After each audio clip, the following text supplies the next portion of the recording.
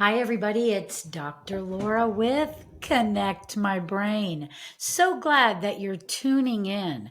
We have been discussing dyslexia over the last couple of podcasts, giving you the background information, just like we did with all the attention issues. And just to kind of give a little summary, the reason I want to kind of dive a little deeper into these diagnoses, labels, etc., is because I think there's more to the story. And if you look at the history, what it really appears, and having been in healthcare now for 28 years, I can tell you that this is exactly the kind of thing that I have seen is that we're trying to manage different types of problems, and we want a set criterion to follow. And therefore, it streamlines insurance processing. And the thing about this is, I think most of you would probably agree, you really can't call all of the healthcare decisions that you make only as it relates if it will be covered by your insurance or not. Now, I know there are very large deductibles. I know we went through a season of time that it was required.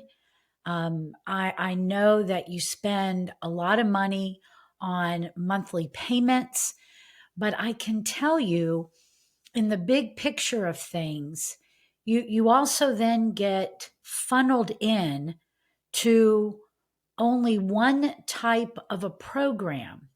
And if you are responding or your child is responding to what I'm going to refer to as a typical program, a typical medical approach, stay with it. But most of the time, that's not what I see. Most of the time, I see many families start off down this path, find out that something's going on with their child. Most of the time, they find it out once that child starts school.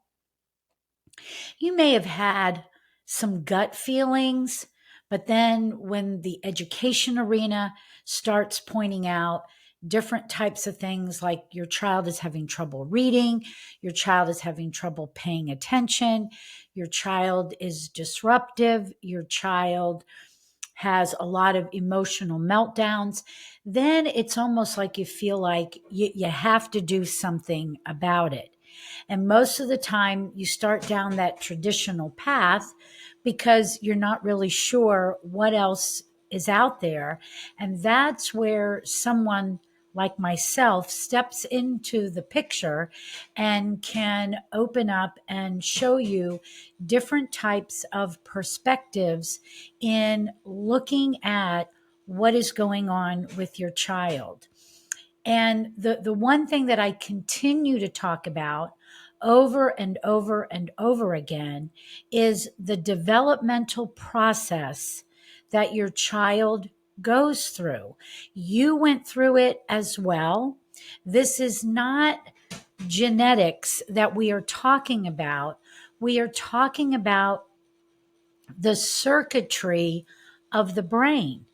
And lots of times we can literally, through a developmental assessment, we can absolutely pinpoint where things did not come together correctly and why you are seeing what you are seeing right now. And so that developmental assessment is key in understanding why your child might be struggling. On top of it, we have just gone through such a hard time over the last 3 years that has really impacted how our children have been learning. And parents are aware that the things that they thought their child was learning, they're not. and styles of learning maybe not be something that you're accustomed to. So there's many things that have been going on that have truly impacted where our children are right now. We have research that is indicating children that were born in the last 3.5 years are more likely to have some type of cognitive issue. And on top of that, I'm going to fill a bucket. Now we have the CDC that is saying that it's okay if your child does things later than what we used to say. In fact, the developmental milestones have not been changed in 20 years.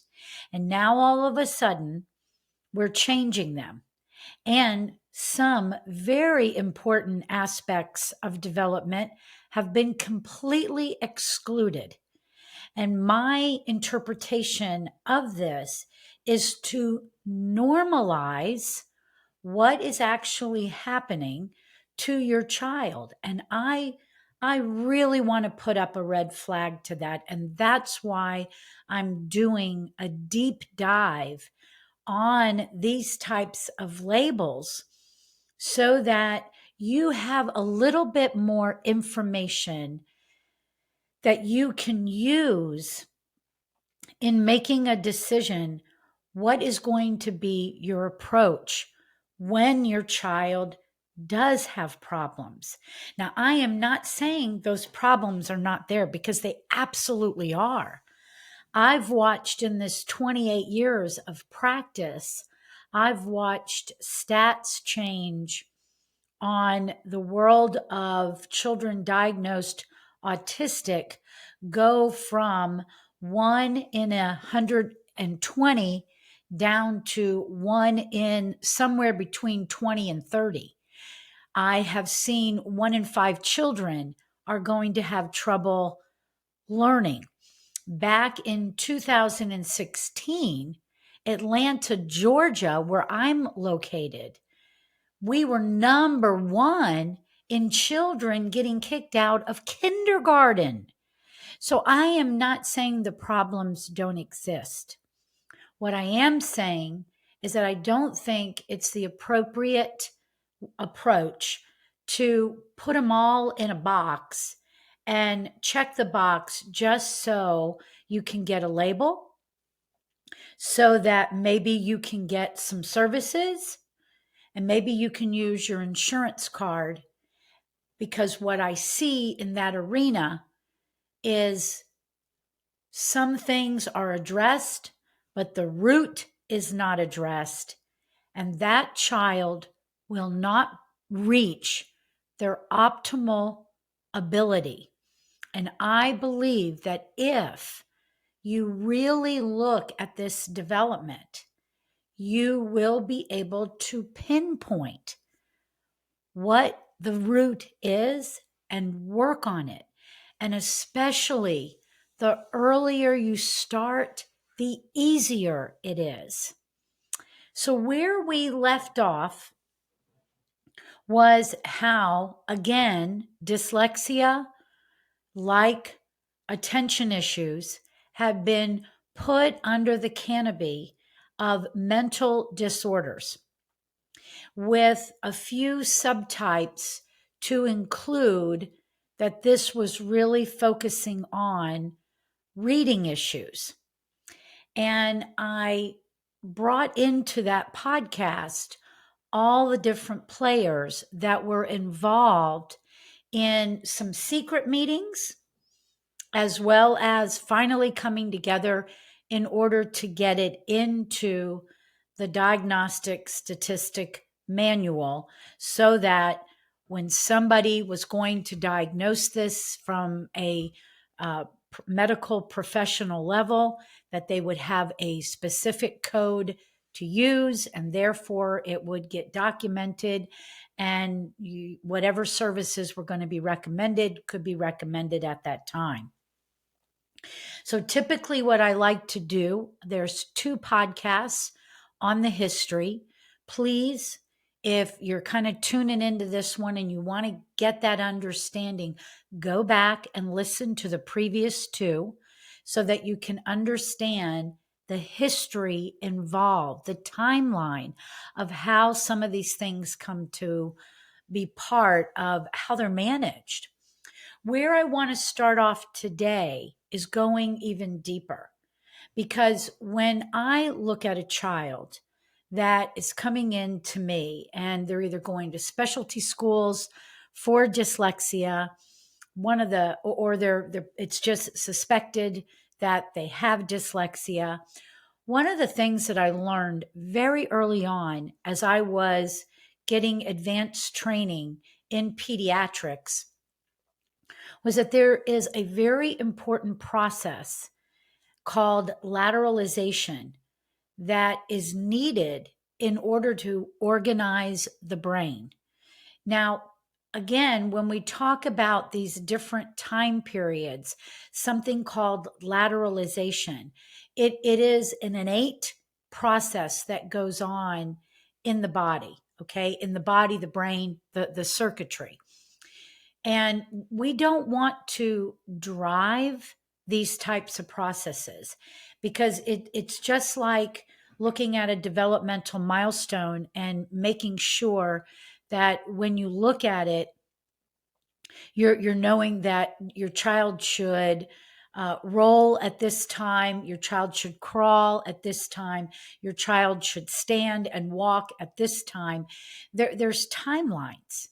And it's so we're not taking the child and rolling the child on the ground.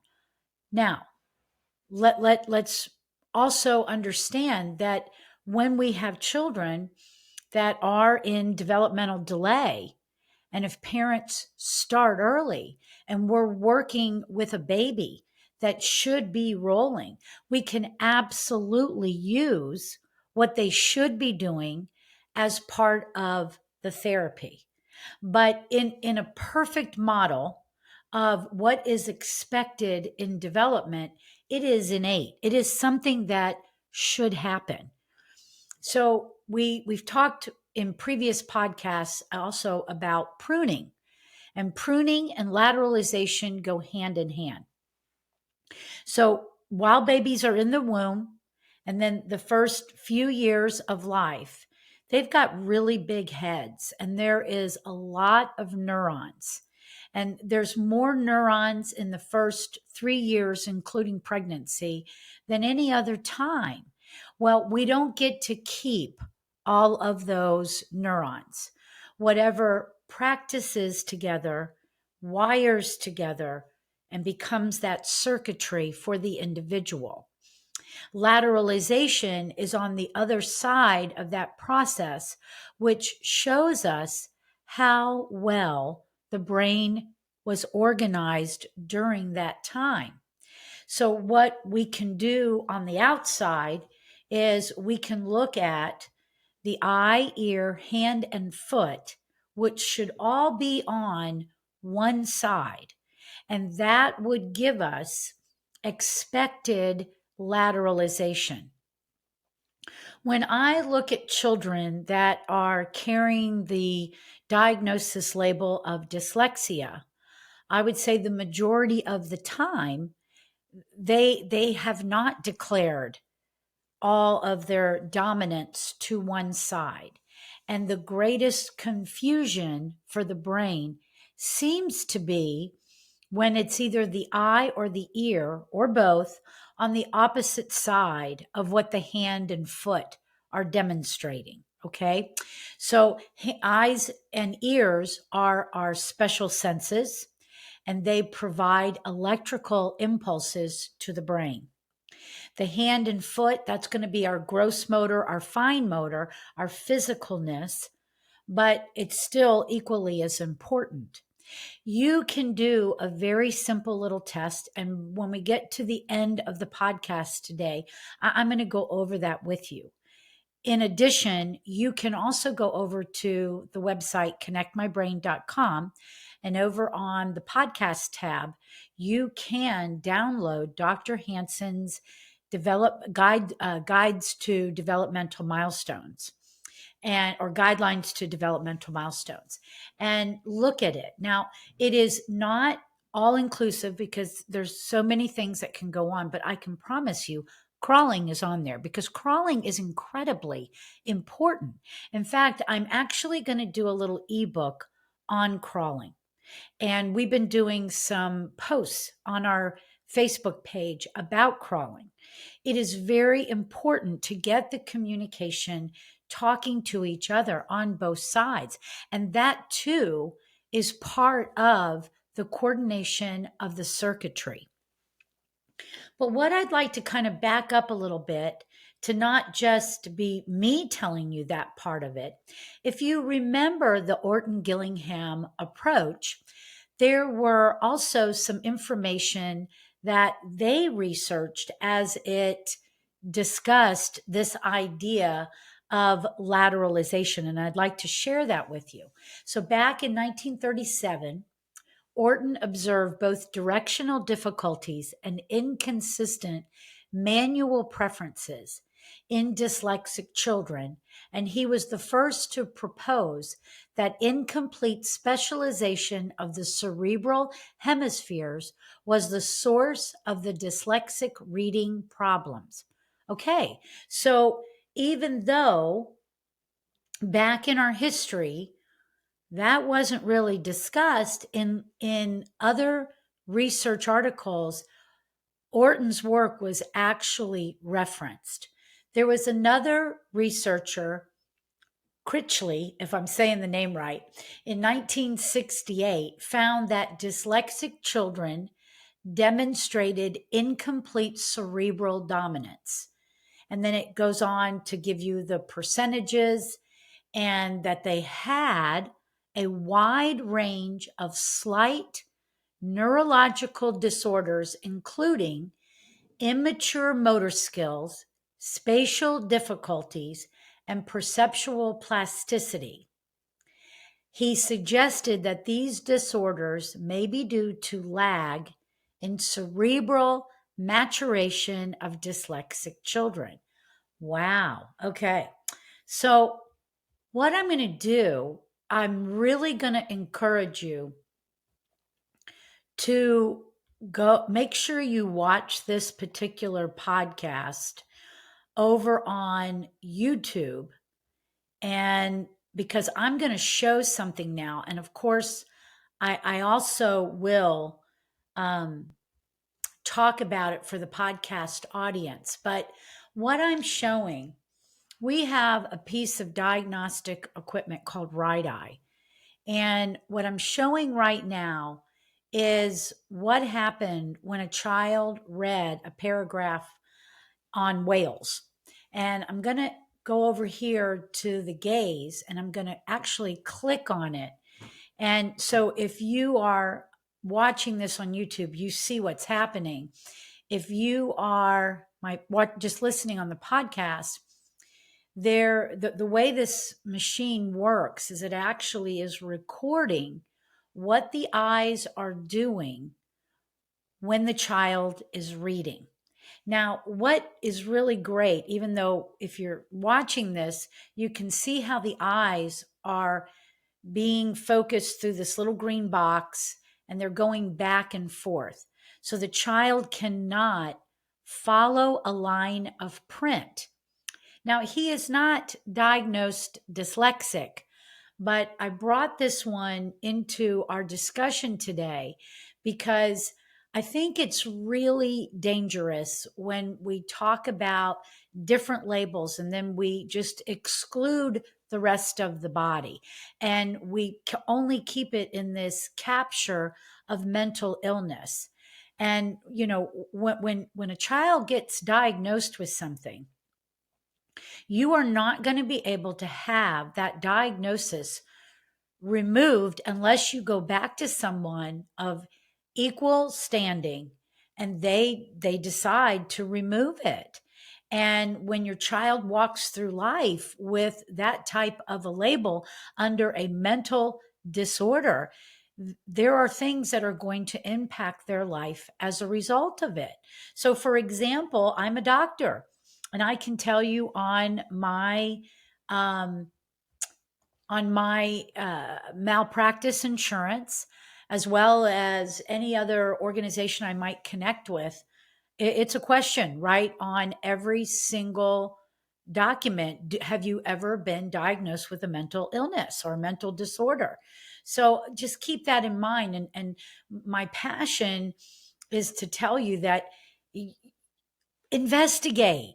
If your child's eyes were doing what this child's eyes were doing, you would really see maybe it's not just a reading problem. Maybe there's also something going on with my eyes, which would absolutely impact the child's ability to read and to comprehend. So I bring that up. Make sure you, like I said, that you go over and you take a look at that particular YouTube video. I'm going to stop share right now.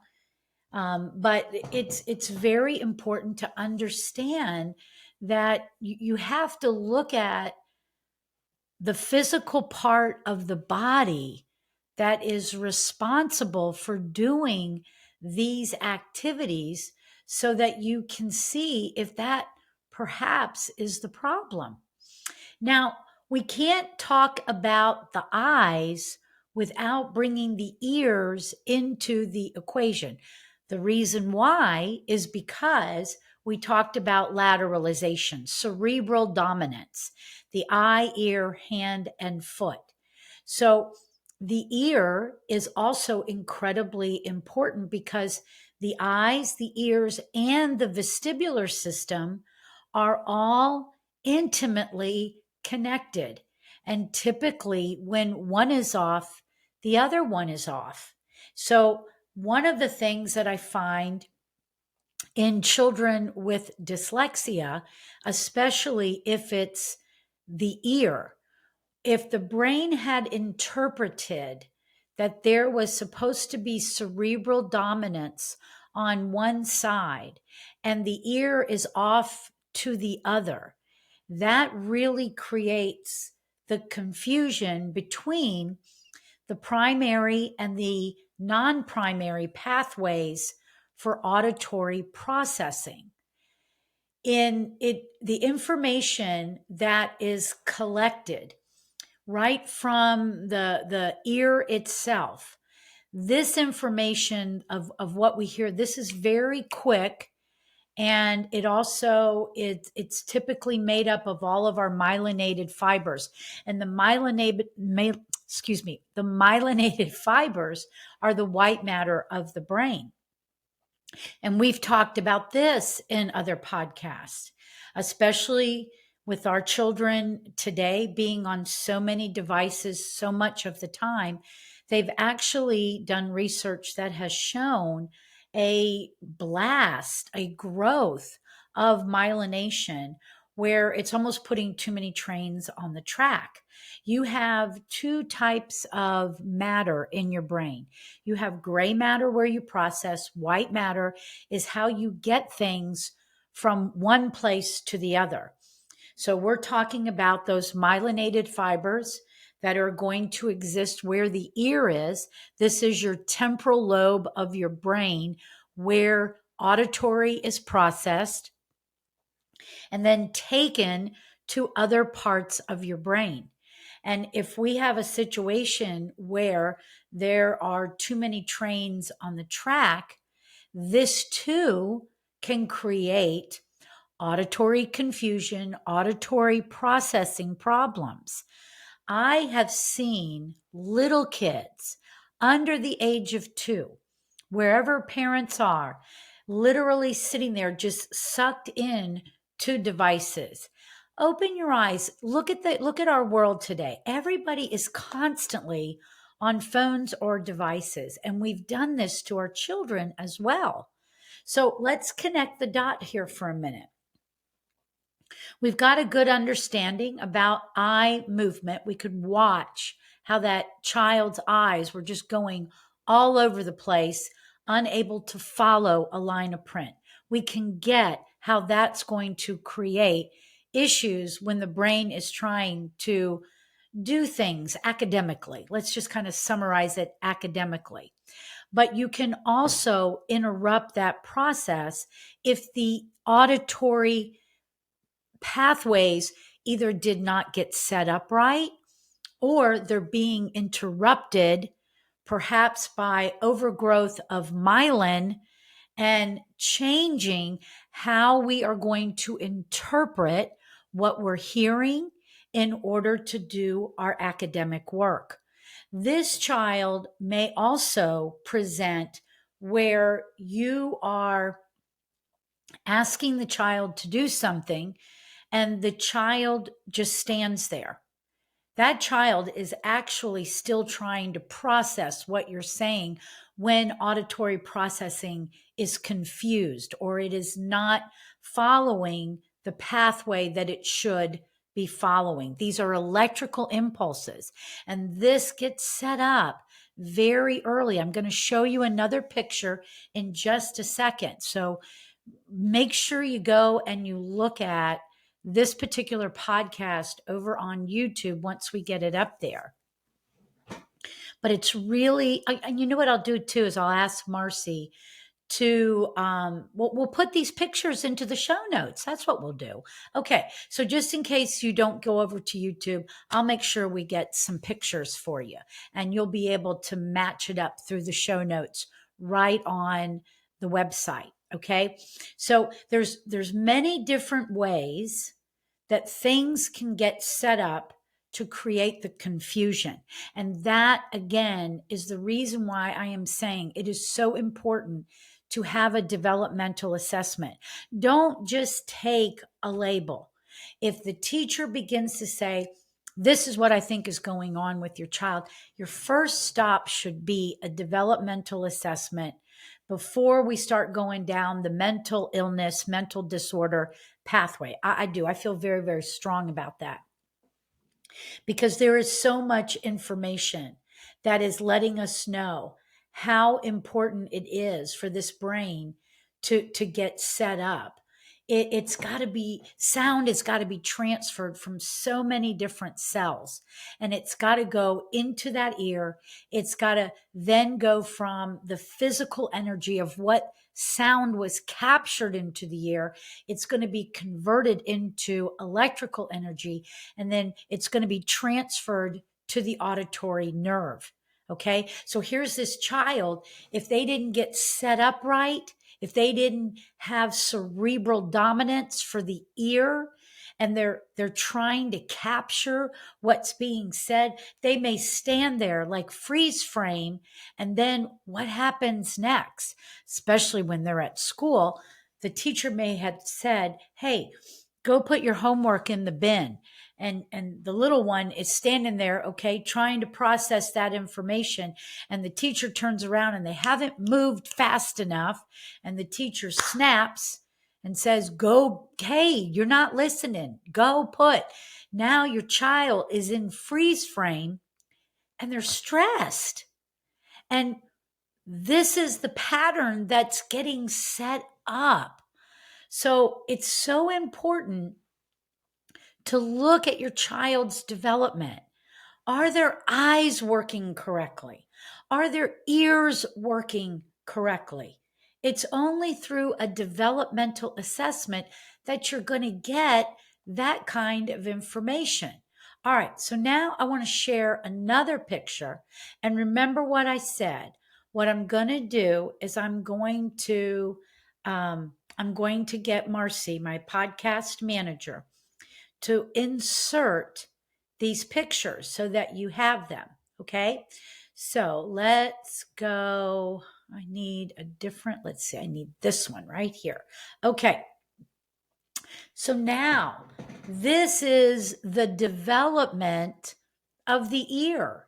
So this is a part of the apparatus inside of your ear called the cochlear. This is where the magic starts with our hearing.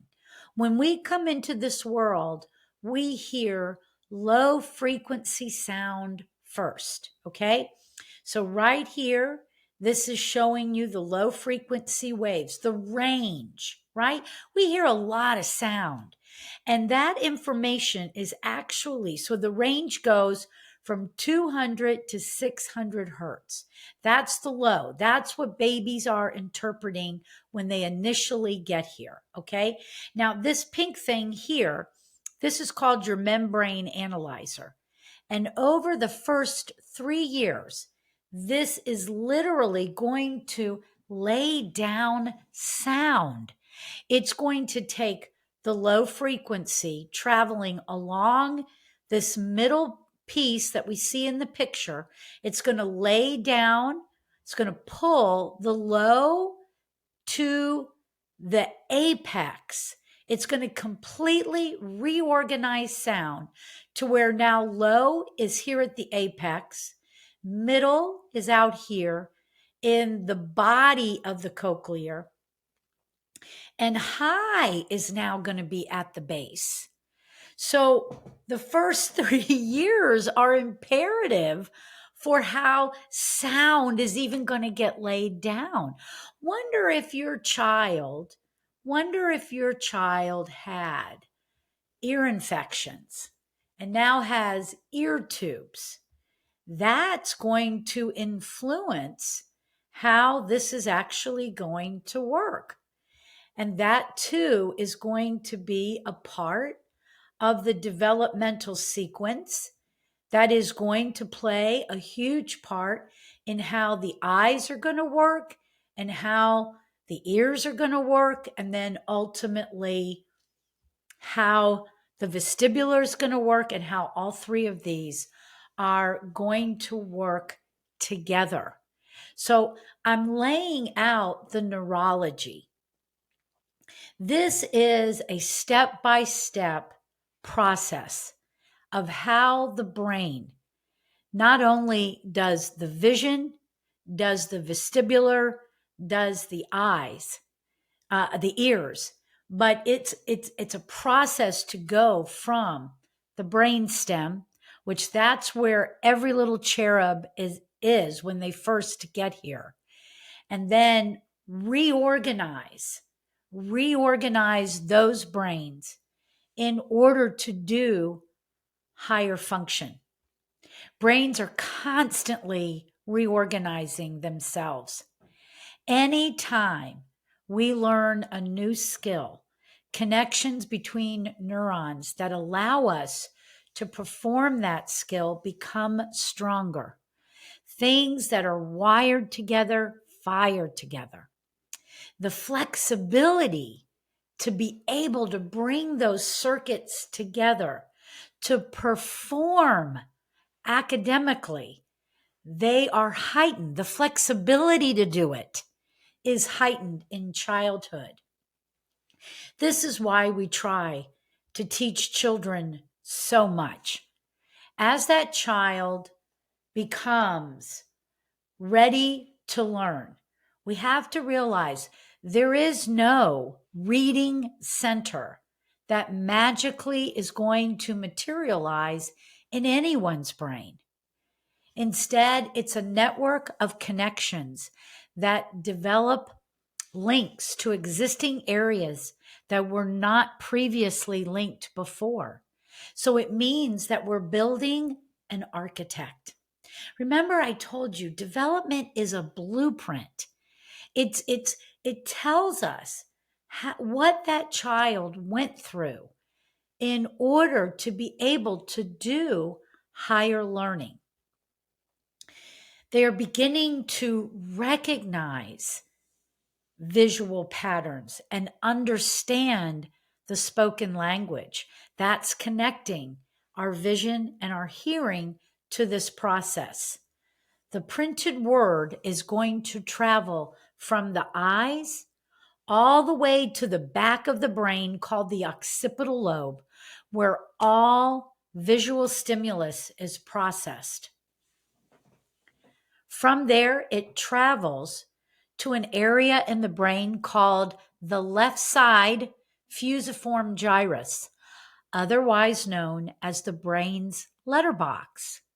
Words and letters are stored in the letterbox. Okay, now before before we go away from that point, it's not a magic reading box. It's a place where you actually memorize symbols. Letters become more like shapes and patterns. This is why, as a skilled reader, you and me as an adult, we can recognize words very quickly, regardless of the font, if it's uppercase or lowercase, or whatever type of typeface it might be in.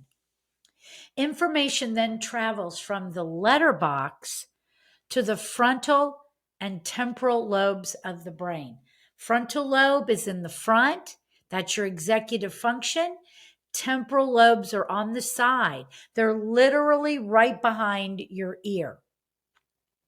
This is where the brain begins to put the work of word to meaning and pronunciation. These same areas are activated when we hear a word, so they are specialized for language rather than just reading and writing. Because information can travel so quickly across a more experienced reader's synaptic highway, all of these little connections that we're talking about milliseconds by the time that they actually get your brain. But what happens in our little cherubs whose highways are still, they're not developed, they're under construction? The growing brain, it's the developmental process. For young children, the process of getting from print to meaning takes time and a lot of effort. This is partly because beginning readers have not yet built up a store of familiar words, what they can recognize by sight. So they must instead, that's why they've got to sound out each letter or letter sequence. I wonder how much of this is actually taught. You know, one of the things it reminds me of is telling time. We have moved to such a digital world that kids just look at numbers now. They don't look at a face of a clock. They don't look at the big hand and the little hand. They don't look at the little tick of the second one that's monitoring each second, but instead they look at a face that might say it's 6:15. But the concept of time has been lost.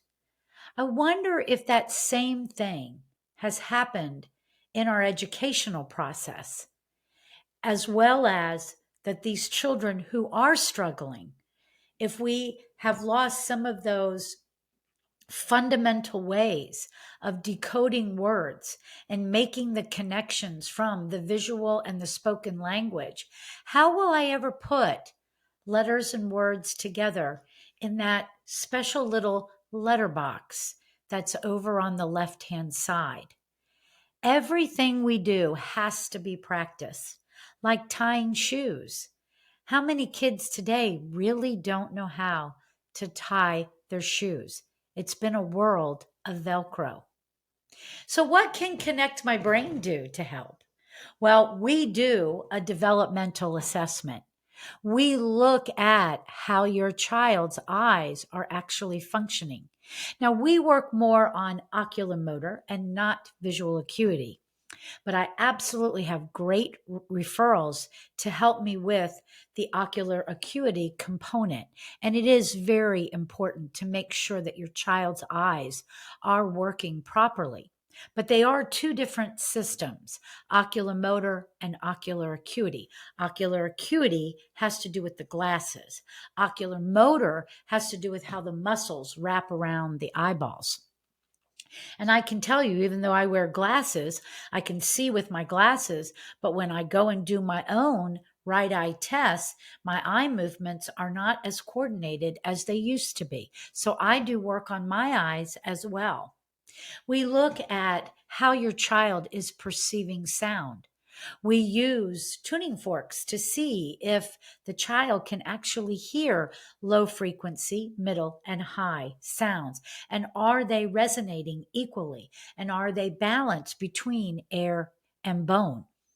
All of these things are evaluated, and then we can give you that feedback, but we also have the work of the practice right here in the office. When I say the work of practice, I mean this is like a coaching center. We want our kids to come in. We don't want them to worry about scores and did I do it right? This is their time to come in and literally practice and make their eyes work better, make their ears work better, and to put those systems together. How we talked about the frontal lobe, the temporal lobe, and the occipital lobe, the different regions of the brain.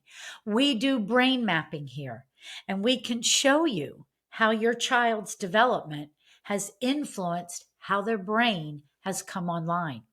Wouldn't it be great if we looked at your child and we saw their development and we were able to literally put that right domino right back in place and everything just moved forward? We see it all the time. So I promised you I would give you a little test that you could do so you could see if your child has lateralized correctly. It's really important that you don't overly educate your child about what you're doing. You want to look at what they would do innately, meaning all on their own without a lot of instruction. You probably already know that your child writes with either their right hand or their left hand.